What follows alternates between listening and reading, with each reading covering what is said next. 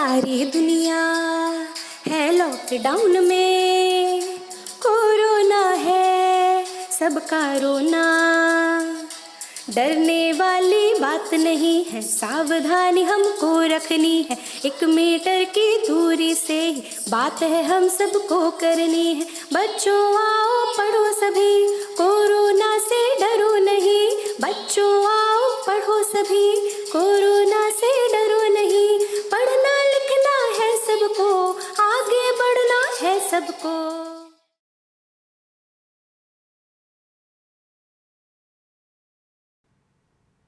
Hello students, मेरा नाम दिव्या जायसवाल है, रसायन विज्ञान प्रवक्ता AP Sen memorial girls inter college Lucknow से। स्टूडेंट्स, आप चैप्टर 1 ठोस अवस्था पढ़ चुके हैं और आज हम चैप्टर 2 विलयन दैट इज सॉल्यूशन स्टार्ट करेंगे। तो देखते हैं स्टूडेंट्स, आज की क्लास में सॉल्यूशन चैप्टर में हम किन किन पॉइंट्स पर फोकस करेंगे, किन किन चीज़ों को हम जानेंगे। पहला है विलयन की परिभाषा, विलयन के अवयव, देन विलयन के प्रकार, उसके बाद विलयन की सांद्रता को व्यक्त करने के विभिन्न तरीके तथा उन पर आधारित अंकित प्रश्न दैट इज न्यूमेरिकल्स। तो स्टार्ट करते हैं स्टूडेंट्स। आपने क्लास 9th में पढ़ा होगा पदार्थ के बारे में। कोई भी चीज़ जिसका कुछ न कुछ द्रव्यमान होता है और वो स्थान घेरती है, उसे हम पदार्थ कहते हैं। पदार्थ को फर्दर 2 कैटेगरीज में क्लासिफाई किया गया है, शुद्ध पदार्थ व मिश्रण। शुद्ध पदार्थ के एग्जाम्पल्स हैं जैसे डायमंड है, हीरा, टिन, सल्फर। क्योंकि हमारा सॉल्यूशन है विलयन, तो हमारा मेन फोकस मिश्रण पे रहेगा। और मिश्रण भी 2 प्रकार के होते हैं,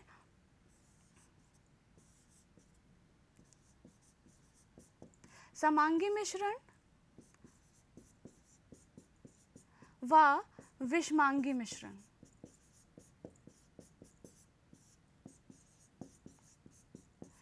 स्टूडेंट्स, जब हम 2 या 2 से अधिक अवयवों को आपस में मिक्स करते हैं किसी भी अनुपात में, तो हमें मिश्रण प्राप्त होता है, जो कि 2 प्रकार के होते हैं, समांगी मिश्रण और विषमांगी मिश्रण। इन दोनों में जो अंतर होता है वो इस बात का है कि समांगी मिश्रण में एक यूनिफॉर्म कॉम्पोजिशन होती है, जो कि विषमांगी मिश्रण में ऐसा नहीं होता है। और यही समांगी मिश्रण जिसमें यूनिफॉर्म कॉम्पोजिशन है, यहीं से हमारी विलयन की डेफिनेशन आती है कि 2 या 2 से अधिक अवयवों, चाहे वो समान प्रावस्था में हो चाहे वो भिन्न प्रावस्था में हो, उनके समांगी मिश्रण को ही विलयन कहते हैं। और स्टूडेंट्स, आपके सिलेबस में बाइनरी सॉल्यूशंस हैं, और बाइनरी का मतलब है 2, दैट इज ऐसे विलयन आपको पढ़ने हैं जिसके सिर्फ 2 कंपोनेंट्स हों। पहला है विलय और दूसरा है विलायक। उदाहरण के तौर पे चीनी प्लस पानी को अगर हम मिक्स कर रहे हैं, 2 ही कंपोनेंट्स हैं, दोनों को मिक्स कर रहे हैं, तो हमें विलयन प्राप्त होगा। इसमें से अगर हमें पहचानना हो कि कौन सा विलय है और कौन सा विलायक है, तो उसके लिए बहुत जनरल से कंसेप्ट दिया जाता है कि जिसकी मात्रा कम होती है उसे हम विलय कहते हैं और जिसकी मात्रा अधिक होती है उसको हम विलायक कहते हैं। बट स्टूडेंट्स, अगर इसी से हम चीनी प्लस पानी जो विलयन लिया है, इसका एक थोड़ा और डिफरेंट एग्जाम्पल लें, दैट इज़ चाशनी, जो कि चीनी और पानी से ही मिलकर बनता है, लेकिन चाशनी में हम चीनी की मात्रा अधिक लेते हैं और पानी की मात्रा कम लेते हैं। तो क्या हम पानी को विलय कहेंगे और चीनी को विलायक कहेंगे? बिल्कुल नहीं। तो स्टूडेंट्स, यहाँ पे एक और भी रिफाइंड कंसेप्ट दिया जाता है विलय और विलायक को पहचानने के लिए, कि हम विलायक उसे कहेंगे जिसकी भौतिक अवस्था विलयन की भौतिक अवस्था से समान हो। जैसे कि हमने चाशनी का एग्जाम्पल लिया, चाशनी बनने के बाद वो तरल अवस्था में होती है, द्रव अवस्था में होती है, और चीनी और पानी में से पानी ही द्रव अवस्था में होता है, इसलिए हम पानी को ही विलायक कहेंगे। स्टूडेंट्स, आगे बढ़ते हैं, और आपने अपने जूनियर क्लासेस में पढ़ा होगा कि पदार्थ की 3 भौतिक अवस्थाएं होती हैं, ठोस, द्रव व गैस। तो इसी के आधार पर विलयनों को भी 3 कैटेगरीज में डिवाइड किया गया है। पहला है गैसीय विलयन, दूसरा है द्रव विलयन और तीसरा है ठोस विलयन। गैसीय विलयन वो होते हैं जिनमें विलायक गैस लिए गए हैं, द्रव विलयन वो होते हैं जिनमें विलायक हमने द्रव लिया हुआ है, और ठोस विलयन वो होते हैं जिनमें विलायक ठोस लिए गए हों। पहला एग्जाम्पल हम देखते हैं गैसीय विलयन का, जिसमें गैस विलय है और गैस ही विलायक भी है। तो उसका एग्जाम्पल है ऑक्सीजन प्लस नाइट्रोजन गैस का मिश्रण। कोई भी दो गैसेस ले सकते हैं। दूसरा एग्जाम्पल है द्रव प्लस गैस का, जो कि क्लोरोफॉर्म तथा नाइट्रोजन गैस का मिश्रण है। स्टूडेंट्स, आपको पता है क्लोरोफॉर्म एक वाष्पशील द्रव है जो आसानी से नाइट्रोजन गैस में घुल जाता है।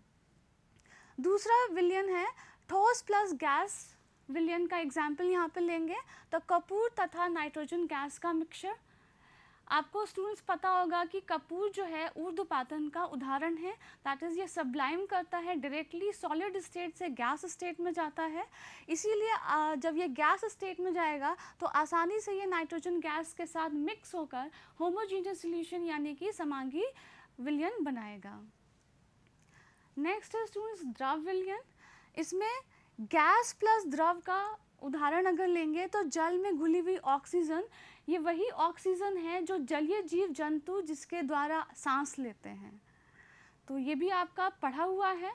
नेक्स्ट है द्रव प्लस द्रव, जिसमें एग्जाम्पल लेंगे जल में घुला हुआ एथेनॉल।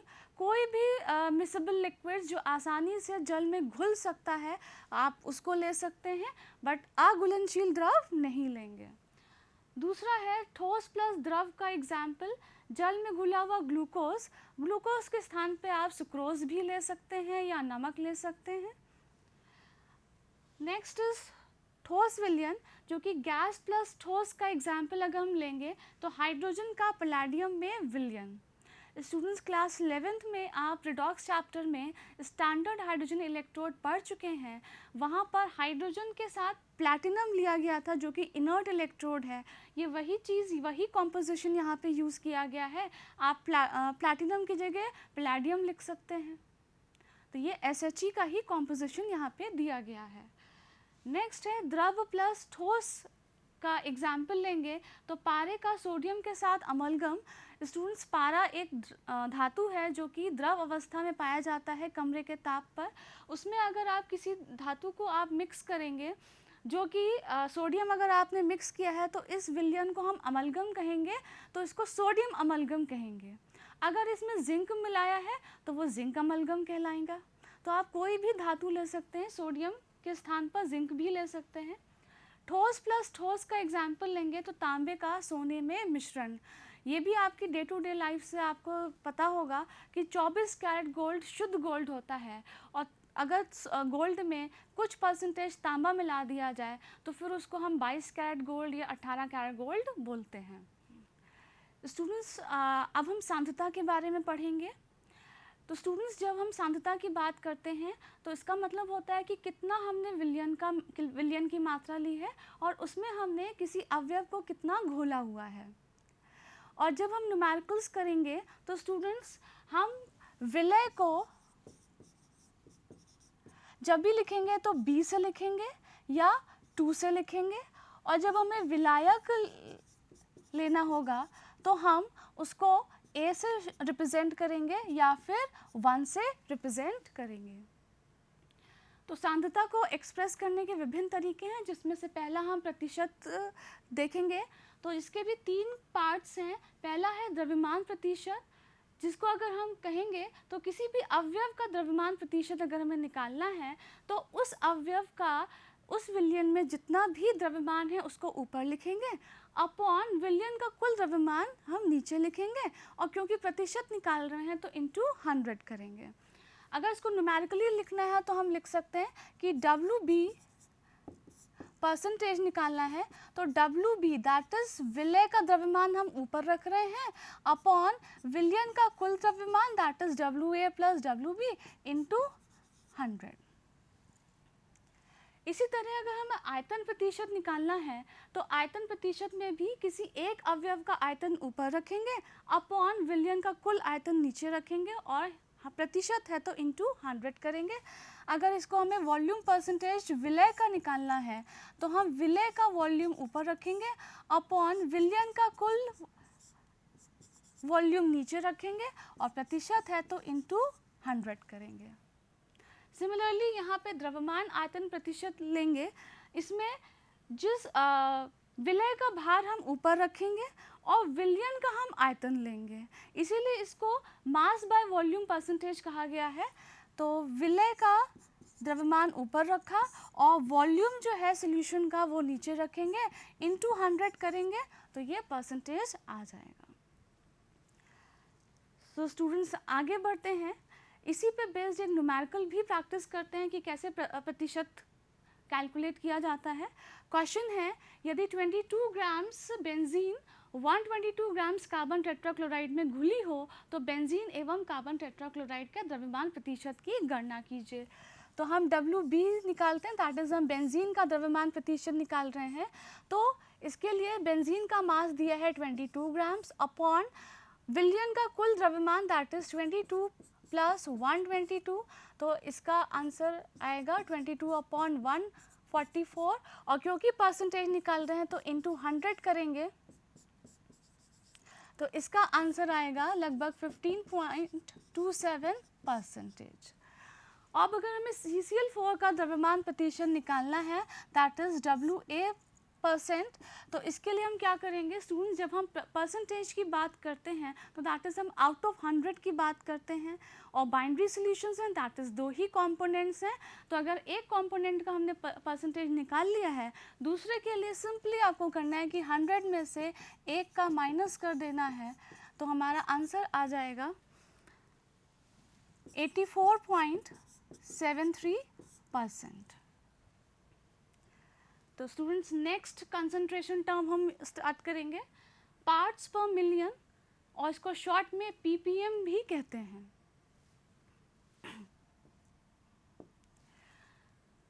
ppm को न्यूमेरिकली लिखते हैं कि विलयन का कुल द्रव्यमान नीचे रखना है आपको, उसमें उस विलयन में अवयव का कितना द्रव्यमान है उसको ऊपर रखना है। जैसे कि हमने अभी परसेंटेज में सीखा था कि हम परसेंटेज में कन्वर्ट करने के लिए इंटू 100 करते हैं, बट यहाँ पार्ट्स पर मिलियन में कन्वर्ट करने के लिए 1 मिलियन से मल्टीप्लाई करेंगे।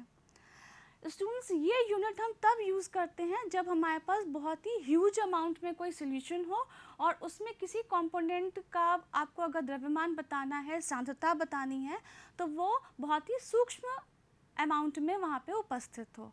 फॉर एग्ज़ाम्पल, अगर कोई एयर में कोई आपको पल्यूटेंट की कंसंट्रेशन बतानी हो, सांद्रता बतानी हो, तो एयर बहुत ही ह्यूज सॉल्यूशन हो गया और उसमें कोई भी पल्यूटेंट बहुत कम मात्रा में होगा तो उसमें हम ppm में ही बताएंगे। या कोई ओशन वाटर है, उसमें किसी लवण की सांद्रता बतानी है तो हम ppm में ही बताते हैं। और इसको इस तरीके से डिफ़ाइन करते हैं ppm को कि मान लेते हैं कि विलयन का हमने 1 मिलियन पार्ट्स किए हुए हैं और उसमें से कितना पार्ट उस विलय का वहाँ पे उपस्थित है, तो ये ppm को इस तरीके से हम डिफ़ाइन करेंगे। इसको अगर हम एग्जाम्पल लें तो 5.8 ppm, ये यहाँ पे अगर एग्जाम्पल लें इस, और ये है NaCl की कंसंट्रेशन है इन ओशन वाटर, तो इसका मतलब हुआ कि 1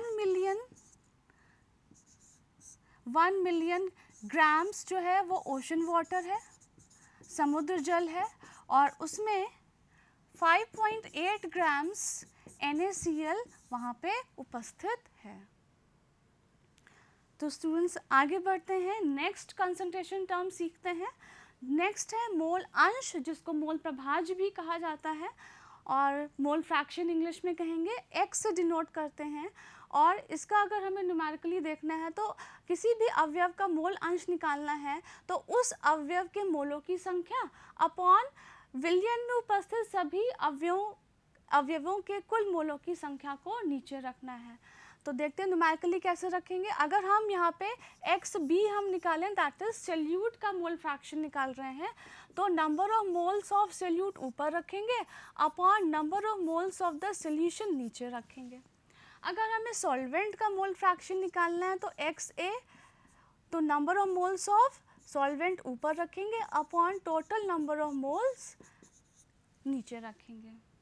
और क्योंकि 2 कंपोनेंट्स हैं तो students XA plus X B जो है इक्वल टू 1 होता है। इसका फ़ायदा क्या है, अगर हमने एक्स बी की वैल्यू कैलकुलेट कर दी है यूजिंग दिस फॉर्मूला, तो एक्स ए के लिए आपको दोबारा से ये फॉर्मूला नहीं यूज़ करना पड़ेगा, सिंपली 1 माइनस एक्स बी कर लेंगे, तो यहाँ से एक्स ए आप कैलकुलेट कर सकते हैं। स्टूडेंट्स, नंबर ऑफ मोल्स की जहाँ यहाँ बात करी है, तो क्लास 11th में आप सीख चुके हैं कि नंबर ऑफ मोल्स जो है वो weight in grams upon molar mass, इस फॉर्मूले से आप नंबर ऑफ मोल्स कैलकुलेट करते हैं। तो चलिए इस पे बेस्ड एक न्यूमेरिकल भी प्रैक्टिस करेंगे। न्यूमेरिकल है कि 1 विलियन में बेंजीन का 30 द्रव्यमान प्रतिशत कार्बन टेट्राक्लोराइड में घुला हो तो बेंजीन के मोल अंश की गणना कीजिए। स्टूडेंट्स, यहाँ पे 30 द्रव्यमान प्रतिशत दिया है, दैट इज़ जो बेंजीन का द्रव्यमान है दैट इज़ WB, वो है 30 ग्राम्स। कार्बन टेट्राक्लोराइड का जो द्रव्यमान है दैट इज़ WA, वो 70 ग्राम्स हुआ, तभी तो टोटल सोल्यूशन का जो द्रव्यमान आएगा वो आएगा 100 ग्राम्स। अब हमें बेंजीन का मोल अंश की गणना करनी है, तो पहले हम बेंजीन के नंबर ऑफ मोल्स निकालेंगे। तो उसका फॉर्मूला अभी हमने लिखा था weight in grams upon molar mass. तो बेंजीन का मोलर मास हमारे पास आ गया, वेट इन ग्राम्स है 30 ग्राम्स, और इसका मोलर मास, तो मोलर मास हम अलग से कैलकुलेट कर लें, तो बेंजीन का 12 होता है, 6 टाइम्स आया है तो इंटू 6 प्लस 1 इंटू 6, तो ये आ गया 72 प्लस 6 दैट इज़ 78 ग्राम पर मोल या यूनिफाइड मास। तो यहाँ से आप 30 अपॉन 78 करेंगे तो लगभग आंसर आएगा 0.35, आपका नंबर ऑफ मोल्स हो गया बेंजीन का। नाउ आपको number of moles carbon tetrachloride का फाइंड आउट करना है, तो उसके लिए भी पहले कार्बन टेट्राक्लोराइड का आप मोलर मास डिटरमाइन करेंगे। कार्बन का 12 इंटू 1 होता है, प्लस क्लोरीन का परमाणु भार होता है 35.5, जिसको 4 टाइम्स मल्टीप्लाई करेंगे तो ये आ जाएगा आपका 142, और आंसर आएगा यहाँ पे 154 यूनिफाइड मास। तो नंबर ऑफ मोल्स अगर कार्बन टेट्राक्लोराइड का करना है तो वेट इन ग्राम 70 हो जाएगा अपॉन 154, तो इसका आंसर लगभग 0.45 आएगा। अब अगर हमें मोल अंश की गणना करनी है बेंजीन की, तो दैट इज़ मोल फ्रैक्शन का फॉर्मूला हो जाएगा NB upon Na plus NB। तो NB की वैल्यू हमारे पास आ चुकी है 0.35 अपॉन 0.35 प्लस 0.45, इसका आंसर लगभग 0.45 आएगा। तो ये आपका आंसर हो गया XB का। This is how you have to calculate the mole fraction. तो चलिए स्टूडेंट्स, नेक्स्ट सांद्रता कैसे है, सांद्रता की यूनिट है मोलरता, मोलारिटी, जिसको हम कैपिटल M से रिप्रेजेंट करते हैं। सबसे पहले इसकी डेफिनेशन कर लेते हैं कि 1 लीटर विलियन में उपस्थित विलय के मोलों की संख्या को विलियन की मोलरता कहते हैं। इसको अगर हम न्यूमेरिकली लिखना चाहें तो कैपिटल M से शो करते हैं, तो M हो गया number of moles of solute dissolved पर लीटर ऑफ द सोल्यूशन, यहाँ पे लीटर होना चाहिए जो विलियन का आयतन आप लेंगे। नंबर ऑफ मोल्स को अभी हमने सीखा कि हम लिख सकते हैं weight in grams upon molar mass into volume, जो कि अगर हमने ml में लिया, रखना तो लीटर्स में, अगर हमने ml में लिया तो इसको हमें 1000 से डिवाइड करना पड़ेगा लीटर्स में कन्वर्ट करने के लिए, और जब डिवाइड करेंगे तो ये न्यूमरेटर में मल्टीप्लाई हो जाएगा। तो ये आपका फॉर्मूला आ गया, और इसकी जो यूनिट होगी वो होगी moles per litre.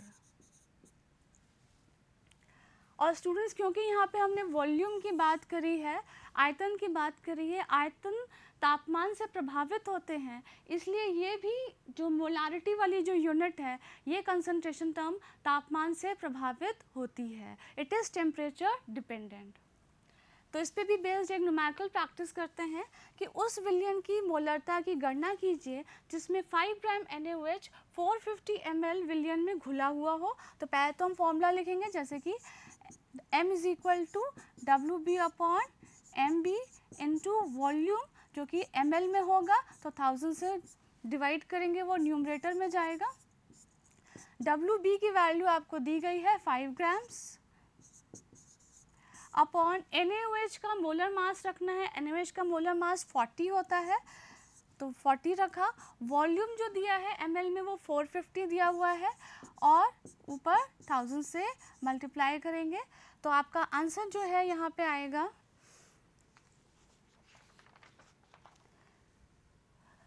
0.28 moles per litre. Next concentration term हम सीखेंगे मोललता, जिसको हम स्मॉल m से रिप्रेजेंट करते हैं। इसकी भी डेफिनेशन करेंगे और इसकी डेफिनेशन को मोलारिटी की डेफिनेशन से कंपेयर करते जाइएगा। वहाँ पे 1 लीटर विलियन लिया था, यहाँ पे 1 किलोग्राम विलायक लिया था। यही जो डिफरेंस है दोनों डेफिनेशंस में। तो 1 किलोग्राम विलायक में उपस्थित विलय के मोलों की संख्या को मोललता कहते हैं।